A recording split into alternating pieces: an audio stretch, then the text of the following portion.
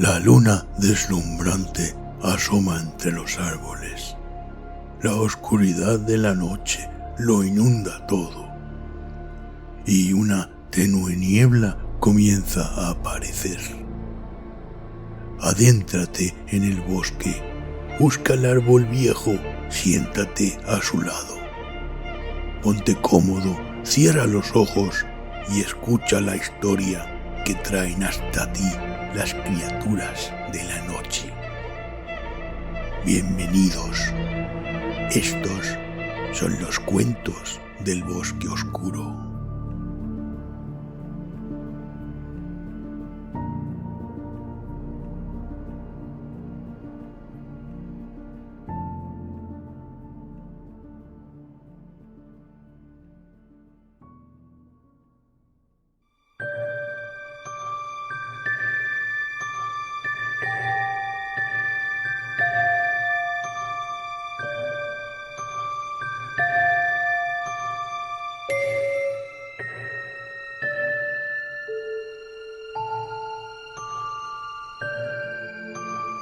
Más allá del muro del sueño,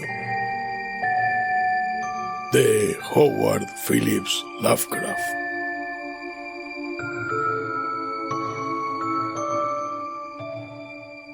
Entonces el sueño se desplegó ante mí. William Shakespeare.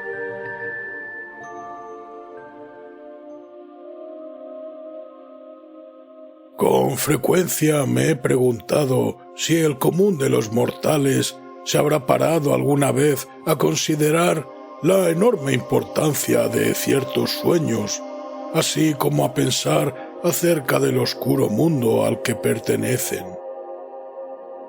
Aunque la mayoría de nuestras visiones nocturnas resultan quizá poco más que débiles y fantásticos reflejos de nuestras experiencias de vigilia, a pesar de Freud y su pueril simbolismo, existen, no obstante, algunos sueños cuyo carácter etéreo y no mundano no permite una interpretación ordinaria y cuyos efectos vagamente excitantes e inquietantes sugieren posibles ojeadas fugaces a una esfera de existencia mental no menos importante que la vida física, aunque separada de ésta por una barrera infranqueable.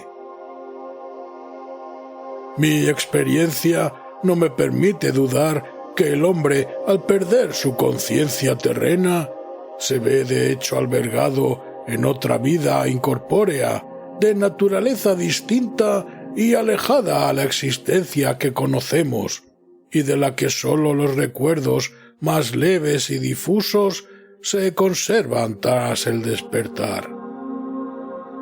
De estas memorias turbias y fragmentarias es mucho lo que podemos deducir, aun cuando probar bien poco.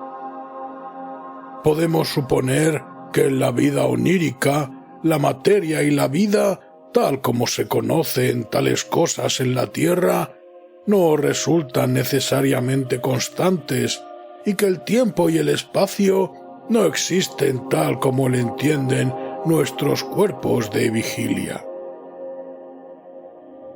A veces creo que esta vida menos material es nuestra existencia real y que nuestra vana estancia sobre el globo terráqueo resulta en sí misma un fenómeno secundario o meramente virtual. Fue tras un ensueño juvenil colmado de especulaciones de tal clase, al despertar una tarde del invierno de 1900 a 1901, cuando ingresó en la institución psiquiátrica en la que yo servía como interno un hombre cuyo caso me ha vuelto a la cabeza una y otra vez. Su nombre, según consta en el registro, era Joe Slater o Slater, y su aspecto resultaba el del típico habitante de la zona de la montaña Catskill, uno de esos vástagos extraños y repelentes de los primitivos pobladores campesinos, cuyo establecimiento durante 3 siglos en esa zona montañosa y poco transitada les ha sumido en una especie de bárbara decadencia, en vez de avanzar al compás de sus iguales más afortunados, asentados en distritos más populosos. Entre esa gente peculiar que se corresponde con exactitud a los decadentes elementos del sur, no existe ley ni moral, y su nivel intelectual se halla probablemente por debajo del de cualquier otro grupo de la población nativa americana. Joe Slater, que llegó a la institución bajo la atenta vigilancia de 4 policías estatales y que era descrito como de un carácter sumamente peligroso, no dio, sin embargo, muestras de tal peligrosidad la primera vez que lo vi. Aunque muy por encima de la talla media y de fornida constitución, mostraba una absurda apariencia de estupidez inofensiva por mor de sus ojillos acuosos de azul pálido y somnoliento, su rala, desatendida y jamás afeitada mata de barba amarillenta y la apatía con que colgaba su grueso labio inferior. Se desconocía su edad, ya que entre su gente no hay registros familiares o lazos estables.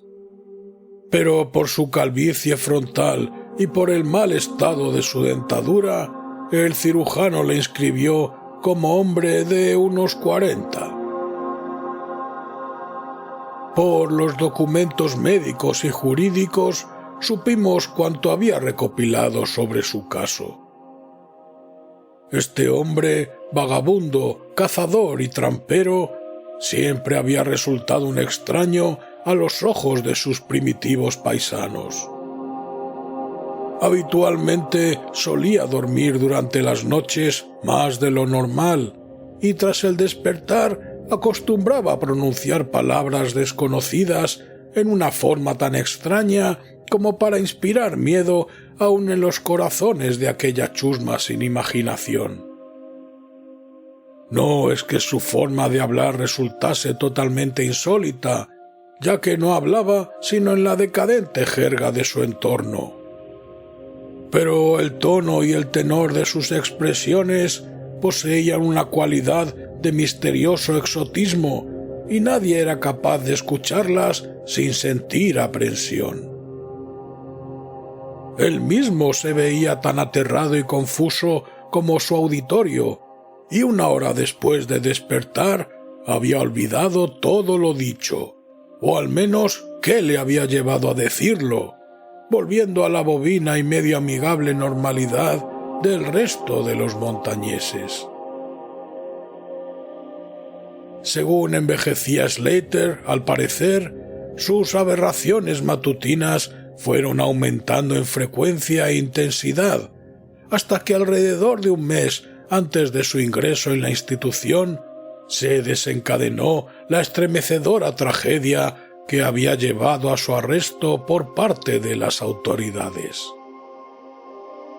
Un día, alrededor del mediodía, tras un profundo sueño en el que se había sumido tras una borrachera de whisky, en torno a las 5 de la tarde anterior, el hombre se había levantado con gran brusquedad, prorrumpiendo en aullidos tan terribles y ultraterrenos que atrajeron hasta su cabaña a varios vecinos, una sucia pocilga donde moraba con una familia tan impresentable como él mismo.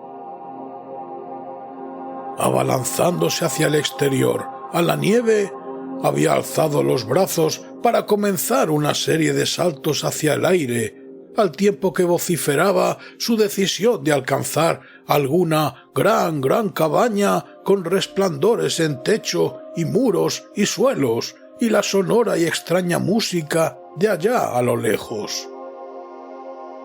Cuando 2 hombres de respetable tamaño intentaron contenerlo, se había debatido con furia y fuerza maníaca, gritando su deseo y su necesidad de encontrar y matar a cierto ser que brilla, se estremece y ríe. Al fin, tras derribar de momento a uno de quienes le sujetaban con un súbito golpe, se había lanzado sobre el otro en una demoníaca explosión de sed de sangre, vociferando infernalmente que saltaría alto en el aire y se abriría paso a sangre y fuego entre quienes intentaran detenerlo.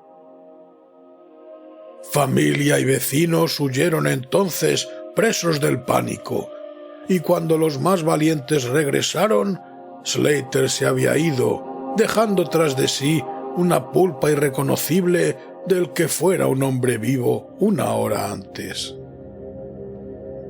Ningún montañés había osado perseguirlo, y probablemente hubieran acogido con agrado su muerte en el frío. Pero cuando varias mañanas más tarde oyeron sus gritos en un barranco lejano, comprendieron que se las había ingeniado de alguna forma para sobrevivir y que era necesario neutralizarlo de una u otra forma. Entonces habían formado una patrulla armada de búsqueda, cuyo propósito, fuera el que fuese, acabó convirtiéndose en pelotón del sheriff cuando uno de los pocas veces bien recibidos policías del estado descubrió casualmente a los buscadores, los interrogó y finalmente se unió a ellos. Al tercer día hallaron inconsciente a Slater en el hueco de un árbol y lo condujeron a la cárcel más próxima, donde alienistas de Albany lo examinaron apenas recuperó el sentido. Él les contó una historia muy sencilla. Había, dijo, ido a dormir una tarde hacia el anochecer tras ingerir gran cantidad de licor. Se había despertado para descubrirse plantado con las manos ensangrentadas en la nieve ante su cabaña, el cadáver mutilado de su vecino Pete Sladen a los pies. Espantado, había huido a los bosques en un vano esfuerzo para escapar a la imagen de lo que debía tratarse de su propio crimen. Aparte de eso, no parecía saber nada, sin que el experto examen de sus interrogadores pudiera suministrar hechos adicionales. Esa noche, Slater durmió tranquilo y despertó a la mañana siguiente sin otros rasgos particulares que cierta alteración del gesto. El doctor Barnard, que mantenía en observación al paciente, creyó descubrir en sus ojos azul pálido cierto brillo de peculiar cualidad, y en los labios flácidos una tirantez real, aunque casi imperceptible, como de inteligente determinación. Pero al ser interrogado, Slater se refugió en la vacuidad habitual de los montañeses y tan solo abundaba en lo ya dicho el día anterior. La tercera mañana tuvo lugar el primero de los ataques mentales del hombre. Tras algunas muestras de intranquilidad durante el sueño, estalló en un ataque tan terrible que se necesitó la fuerza combinada de 4 hombres para embutirle una camisa de fuerza. Los alienistas escucharon con suma atención sus palabras, ya que su curiosidad se veía aguzada hasta un alto grado a través de las sugestivas, aunque en su mayor parte contradictorias e incoherentes, historias de familia y vecinos. Slater deliró alrededor de unos 15 minutos, balbuciendo en su dialecto campesino acerca de grandes edificios de luz, océanos de espacio, extrañas músicas y montañas sombrías y valles. Pero sobre todo se explayó acerca de alguna entidad misteriosa y brillante que se estremecía, reía y se burlaba de él. Esta vasta, vaga entidad parecía haberle infligido un daño terrible y su deseo supremo residía en matarla en venganza triunfante. Para lograrlo, decía, debía remontarse a través de abismos de vacío, abrasando cuantos obstáculos se interpusieran a su paso.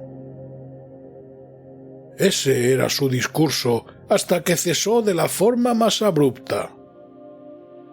El fuego de la locura se esfumó de sus ojos y con asombro turbio observó a sus interrogadores y les preguntó por qué estaba atado. El doctor Barnard le retiró el arnés de cuero y no se lo colocó hasta la noche, cuando consiguió convencer a Slater de que lo aceptara por propia voluntad, por su propio bien. El hombre ya había admitido que a veces hablaba de forma extraña, aunque no sabía por qué. En el transcurso de una semana se desencadenaron otros 2 ataques, aunque los doctores aprendieron muy poco de ellos. Especularon ampliamente sobre la fuente de las visiones de Slater, ya que no sabiendo leer ni escribir, y aparentemente nunca habiendo escuchado leyendas o cuentos de hadas, su prodigiosa imaginería resultaba inexplicable. Que no procedía de ningún mito o leyenda quedaba especialmente de manifiesto por el hecho de que aquel desdichado lunático se expresaba acerca de sí mismo tan solo en su sencillo lenguaje. Desvariaba sobre cosas que ni entendía ni podía interpretar. Cosas que pretendía haber experimentado, pero que no podía haber aprendido a través de cualquier narración formal o coherente. Pronto los alienistas decidieron que en esos sueños anormales residía la clave del problema. Sueños tan vívidos que durante ciertos lapsos de tiempo podían dominar por completo a la mente despierta de ese ser humano, básicamente inferior. Slater fue enjuiciado por homicidio, siguiendo las debidas formalidades, absuelto gracias a su locura y recluido en la institución donde yo prestaba mis modestos servicios.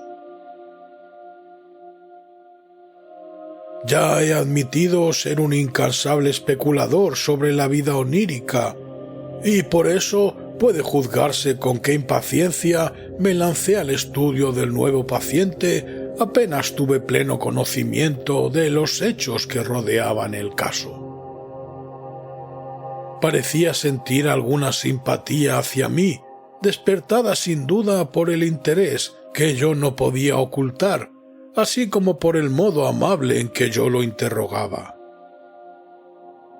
Aunque nunca llegó a reconocerme en el transcurso de sus ataques, en los que yo me veía suspendido sin aliento sobre sus caóticas, aunque cósmicas descripciones de su mundo, me reconocía en sus horas tranquilas, cuando podía sentarse junto a su ventana barrada, tejiendo cestos de paja y sauce, y quizás añorando una libertad en las montañas que nunca recobraría. Su familia jamás intentó verlo. Seguramente habían ya hallado otro cabeza de familia temporal, según las costumbres de esos degenerados montañeses. Poco a poco comencé a sentir una subyugante admiración por las locas y fantásticas creaciones de Joe Slater. En sí mismo, el personaje era patéticamente inferior, tanto en intelecto como en forma de expresarse. Pero sus rutilantes y titánicas visiones, aun cuando descritas en una jerga bárbara y deslavazada, eran sin duda algo que tan solo una mente superior o incluso excepcional podía concebir. ¿Cómo, me preguntaba a menudo, podía la estulta imaginación de un degenerado de Catskill conjurar visiones cuya sola existencia indicaba la presencia de una chispa oculta de genialidad. ¿Cómo podía aquel gañán de las chimbambas hacerse siquiera idea de esas regiones resplandecientes de brillos y espacios sobrehumanos sobre los que Slater divagaba durante sus furiosos delirios? Cada vez más iba haciéndome a la idea de que en el penoso individuo que se acurrucaba ante mis ojos se albergaba el núcleo trastornado de algo que trascendía mi comprensión, algo que se hallaba definitivamente más allá de la comprensión de mis colegas médicos y científicos, más experimentados pero menos imaginativos. Y a pesar de todo, yo no lograba obtener nada definitivo del personaje. El resultado de toda mi investigación residía en que, en un estado de vida onírica semi-incorpórea, Slater vagabundeaba o flotaba a través de resplandecientes y prodigiosos valles, praderas, jardines, ciudades y palacios de luz, en una región prohibida y desconocida para el hombre. Que allí ya no era un labriego y un degenerado, sino una criatura de vida importante y activa, moviéndose orgullosa y dominante y tan solo preocupada por cierto enemigo mortal que parecía tratarse de un ser de estructura visible, aunque etérea, y que no parecía tener forma humana, ya que Slater jamás se refería a él como hombre, sino como un ser. El ser había causado a Slater algún daño odioso, aunque no formulado, del que el maníaco, si de un maníaco se trataba, había jurado vengarse. Por la forma en que Slater se refería a sus relaciones, apostaría a que él mismo y el ser luminoso se habían encontrado en igualdad de condiciones. Que en esa existencia onírica el hombre era un ser luminoso de la misma estirpe que su enemigo. Esta impresión se sustentaba en las frecuentes referencias a vuelos por el espacio y a calcinar cuanto se opusiera a su avance. Sin embargo, tales conceptos eran formulados mediante rústicas palabras, completamente inadecuadas para expresarlos, algo que me hizo colegir que si un mundo onírico existía realmente, el lenguaje oral no constituía el medio de transmisión de las ideas. ¿Podría ser que el alma del durmiente que habitaba ese cuerpo inferior luchase desesperadamente tratando de decir cosas que la simple y titubeante lengua de la torpeza no podía proferir? ¿Estaría quizás frente a emanaciones intelectuales capaces de explicar el misterio, a condición de ser capaz de aprender a descubrirlas y leer en ellas? No comenté tales cosas con los viejos médicos, ya que la madurez resulta escéptica, cínica y mal predispuesta a las nuevas ideas.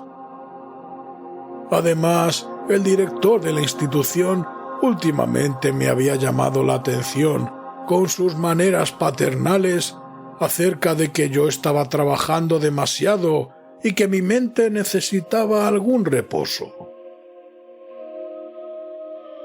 Yo había sostenido durante largo tiempo la creencia de que el pensamiento humano consiste básicamente en movimientos atómicos y moleculares, transformables en ondas etéreas de energía radiante, tales como el calor, la luz y la electricidad. Tal creencia me había llevado muy pronto a contemplar la posibilidad de comunicación telepática o mental a través de aparatos adecuados, y en mis días de universidad había preparado un juego de instrumentos de transmisión y recepción, parecidos en cierta forma a los aparatosos mecanismos utilizados por la telegrafía sin hilos durante aquel tosco periodo previo a la radio. Los había probado con un compañero de estudios, pero al no lograr resultado alguno, pronto los había arrinconado, en compañía de otras extravagancias científicas, con miras a su posible uso futuro. Ahora, llevado de mi intenso deseo de penetrar en la vida onírica de Joe Slater, acudí de nuevo a dichos instrumentos y empleé algunos días poniéndolos a punto.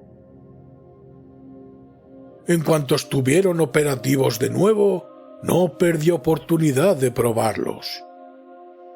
A cada ataque de violencia en Slater, acoplaba el transmisor a su frente y el receptor a la mía, realizando delicados ajustes para varias e hipotéticas longitudes de onda de la energía intelectual.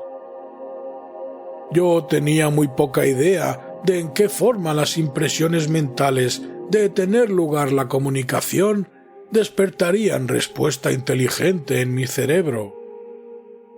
Pero poseía la certeza de que podría detectarlas e interpretarlas. Así que proseguí con mis experimentos, aunque sin informar a nadie de su naturaleza.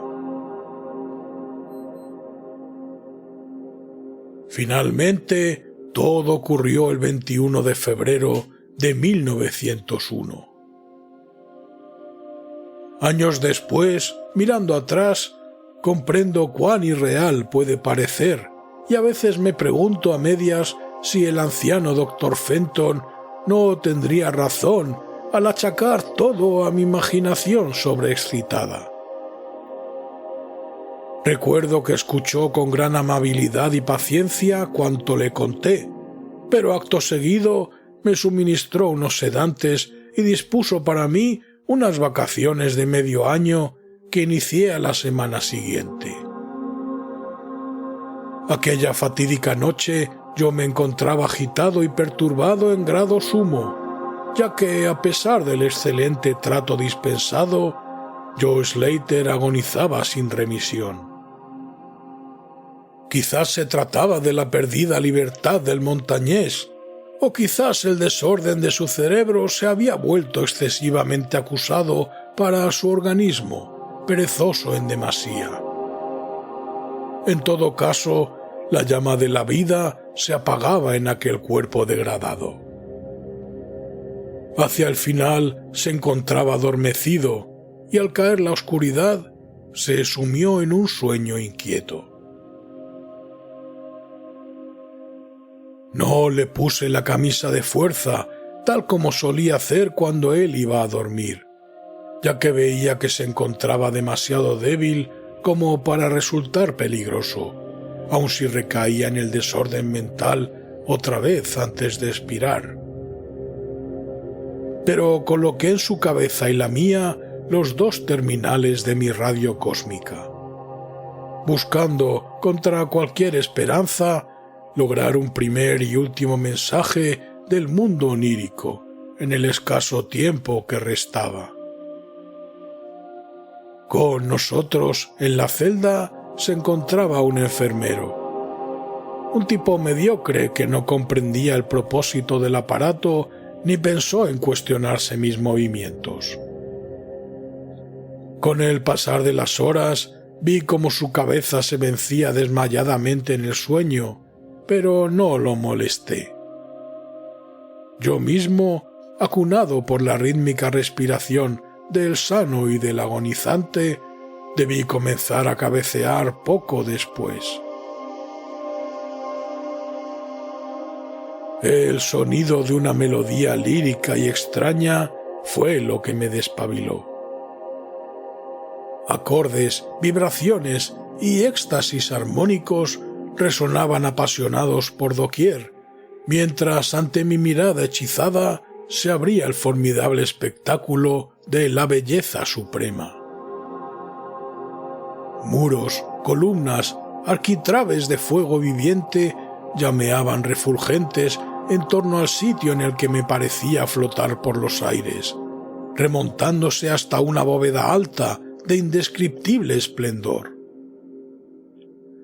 entremezclado en ese despliegue de espléndida magnificencia, o más bien suplantándolo a veces en una calidoscópica rotación, había destellos de amplias llanuras y valles encantadores, altas montañas y grutas sugerentes, dotados con cualquier adorable atributo de imaginería que mis ojos deslumbrados pudieran concebir, aunque modelado por completo en alguna materia reluciente, etérea, plástica, cuya consistencia parecía tan espiritual como material.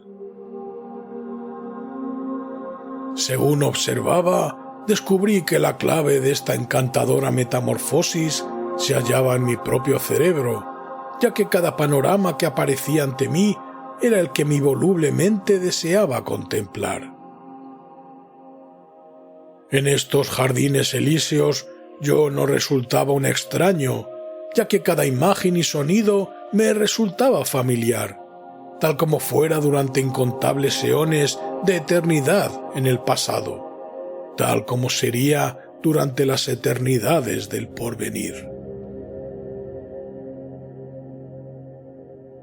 Luego, el aura resplandeciente de mi hermano en la luz se me allegó y mantuvo un coloquio conmigo, alma con alma, en silencio y perfecta comunión de pensamientos.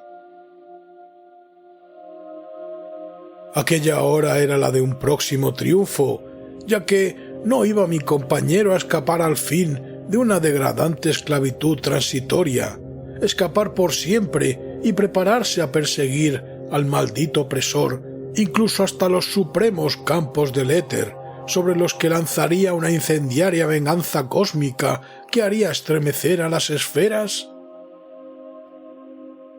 Flotamos así durante un tiempo, hasta que noté cierta turbiedad y desvanecimiento en los objetos circundantes, como si alguna fuerza me reclamase hacia la tierra, el lugar al que menos deseaba yo ir. El ser cercano a mí parecía sentir asimismo algún cambio, ya que gradualmente llevó su discurso a una conclusión, y él mismo se preparó para abandonar el lugar, esfumándose ante mis ojos de forma algo menos rápida que los demás objetos.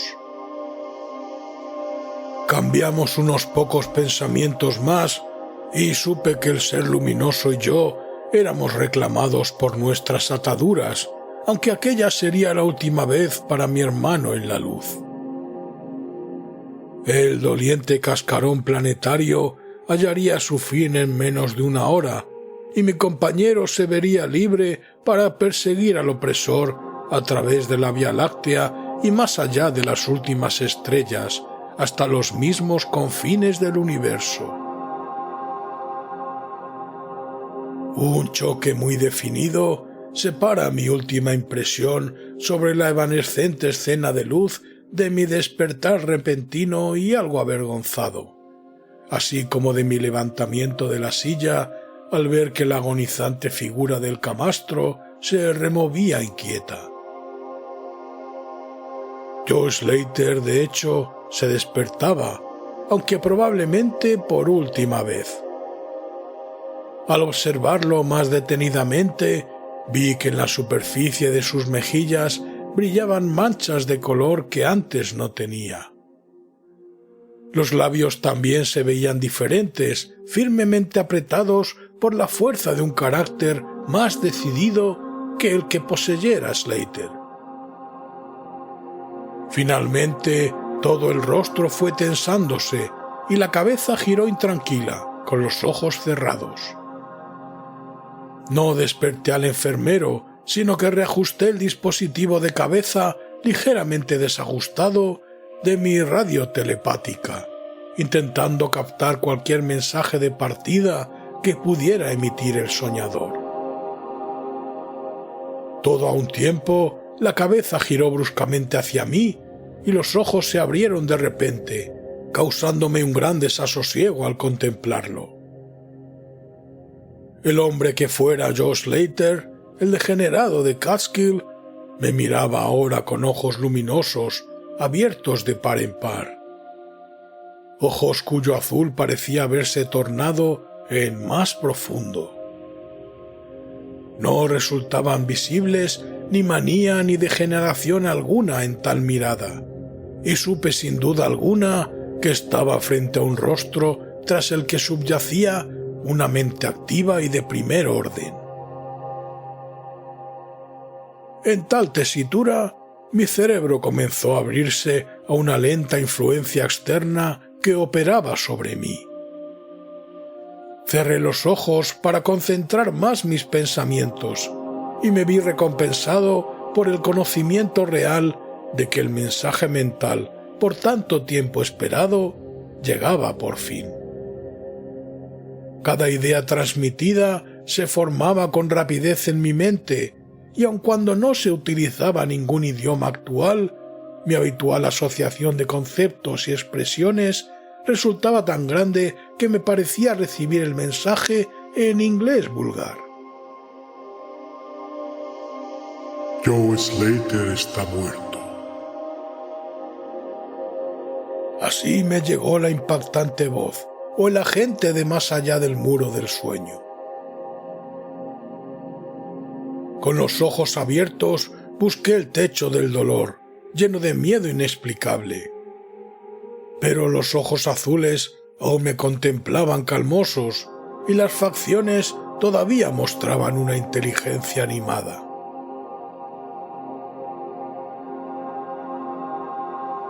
Está mejor muerto, ya que no era adecuado para albergar la activa inteligencia de una entidad cósmica.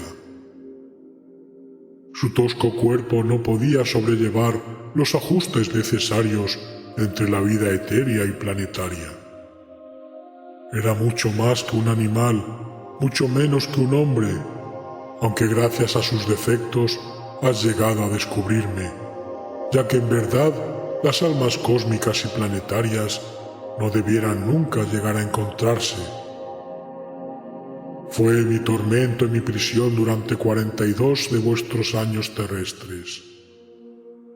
Yo soy una entidad igual a la que tú mismo asumes en la libertad que da el sueño sin sueños. Soy tu hermano de luz y he flotado contigo por los valles resplandecientes. No me está permitido hablarle a tu ser terrestre despierto acerca de tu ser real, pero somos vagabundos de los amplios espacios y viajeros por multitud de eras. El año próximo quizás esté morando en el oscuro Egipto que tú llamas antiguo, o en el cruel imperio de Sanchan que se alzará dentro de 3000 años. Tú y yo hemos ido a la deriva entre los mundos que danzan en torno al rojo Arturo y habitado los cuerpos de los filósofos insectoides que se arrastran altaneros sobre la cuarta luna de Júpiter. Cuán pequeño es el conocimiento del ser terrestre sobre la vida y su amplitud.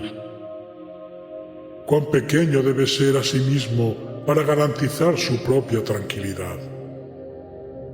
Del opresor no puedo hablar.